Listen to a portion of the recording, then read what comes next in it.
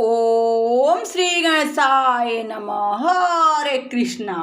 राधे राधे।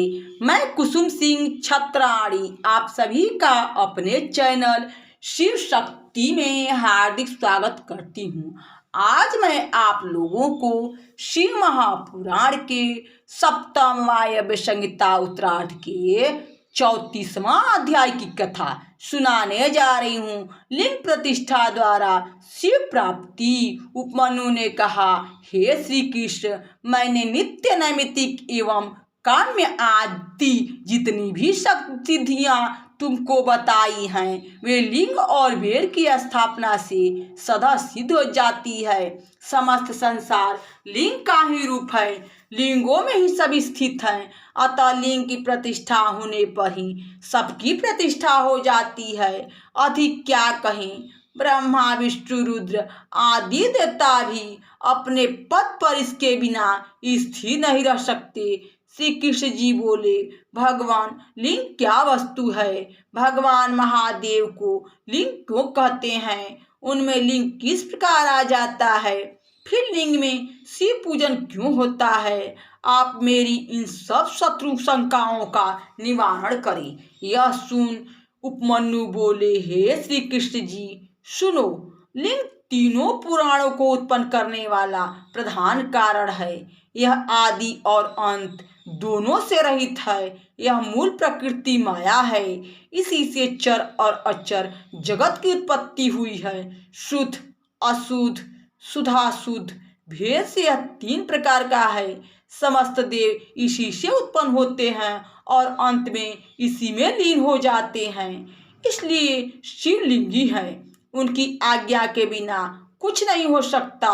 लिंग शिव शिवा की देह है, उसी में उन दोनों का पूजन नित्य होता रहता है। सामान्यतः कोई भी लिंग की महिमा का वर्णन नहीं कर सकता। पुनः उपमन्यु ने कहा, त्रिलोकी के प्रलय काल में भगवान विष्णु जल में शेषशय्या पर शयन किए। अकस्मात उनके नाभि कमल से ब्रह्मा की उत्पत्ति हुई। शिव जी की माया से मोहित ब्रह्मा सोते हुए विष्णु के समीप गए और बोले, तुम कौन हो? और यह कहते हुए हाथ के प्रहार से उन्हें उठा दिया। विष्णु ने ब्रह्मा को देखा और शांत भाव से कहा, हे पुत्र, तुम कौन हो? कहाँ से आए हो और इतने दुखी क्यों हो? यह सुनते ही ब्रह्मा क्रोधित हो गए और बोले, अरे, तुम मुझे पुत्र कहते हो, जबकि मैं ही संसार की सृष्टि, रक्षा और संहार करता हूँ। मेरा जन्मदाता कोई नहीं है। इतने में विष्णु को भी क्रोध मिश्रित क्षोभ हुआ और वे बोले, हे ब्रह्मन, जगत का रचयिता केवल मैं हूँ। क्या तुम भूल गए? तुम तो मेरे नाभि कमल से पैदा हुए हो। आज्ञा पाकर ही तो तुम संसार की रचना करते हो। मैं नारायण हूँ और मैं तुम्हारा पिता हूँ। तुम अपने पिता का अपमान करते हो। यह सुनकर ब्रह्मा जी अधिक भड़क उठे। वाद विवाद करते हुए दोनों में द्वंद्व छिड़ गया। दोनों तरफ से भयंकर प्रहार होने लगे। तदनंतर दोनों के भयंकर कलह को देखकर भगवान शंकर को लिंग के रूप में प्रकट होना पड़ा।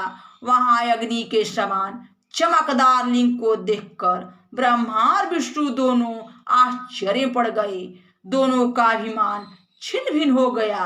वे स्वयं लिंग की जानकारी हेतु विकल हो रहे थे। वे लिंग के आदि और अंत की खोज में चल पड़े। ब्रह्मा जी हंस का रूप धारण कर वायु के समान तेज वेग से ऊपर को गए। उधर विष्णु भी वराह का रूप धारण कर नीचे की ओर गए।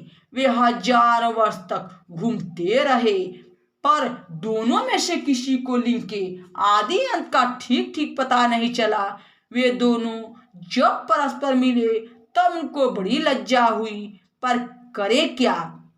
शिव जी की माया ने उन पर अपना जादू फैला रखा था। वह कर्तव्य अकर्तव्य को भूल बैठे थे। अंत में दोनों ने यही निश्चय किया कि निस्संदेह कोई प्रकाशमान आत्मा है।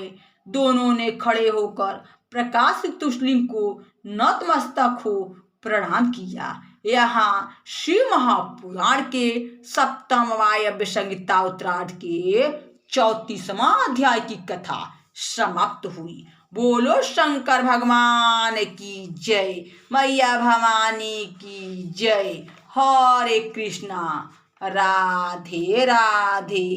भक्तजनों, यह भोलेनाथ की कथा है। कम से कम कमेंट बॉक्स में हर हर महादेव तो लिखा कीजिए, जिससे भोलेनाथ कृपा आप सभी पर सदैव बनी रहे।